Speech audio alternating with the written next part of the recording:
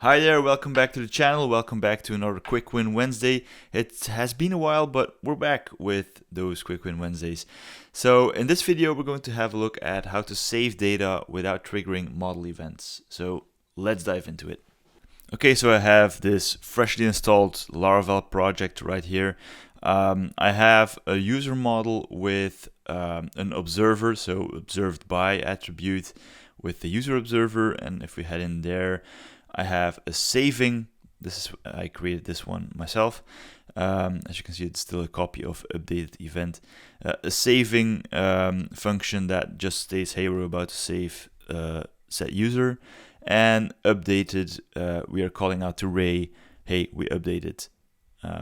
And that's it. So let's head over to Warp right here. This is Warp, and this is Ray, the output of Ray here. And let's open up Thinker. I'm going to put this a little bit bigger for you. There we go. So Artisan Thinker, and let's create a user object with the user contents of user ID 1. Whoops, ID 1. And what did I do wrong? Of course, I need 2 columns. All right, so this is a user with an ID of 1, a name of birth, my email address, and things like that. So let's actually change the name here to a lowercase b, like so. And well, let's save it. Head over to save. There we go. And the Ray output here. There we go. About to save user ID 1, and then the updated event right after that. Let's say that we want to change it again to birth with a capital B. Hit enter, it is adjusted in the object, but not yet served to the database. And well, instead of a save, we can do save quietly.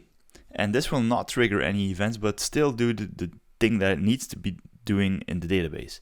Save quietly, output is true, but we don't have anything in our array calls right here.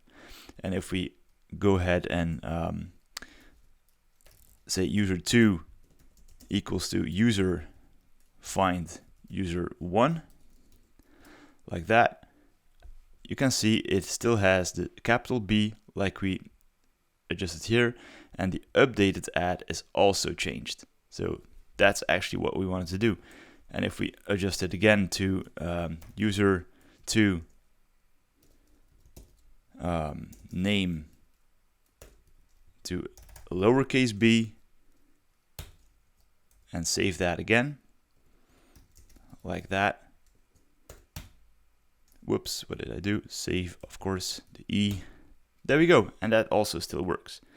So that's basically how you can adjust data in your application without triggering any model events. As you can see, we have an observer that I just created saving myself, but by default you have created, updated, deleted, restored, and for deleted.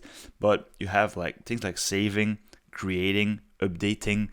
Those are things that are happening right before the database adjustments are going through.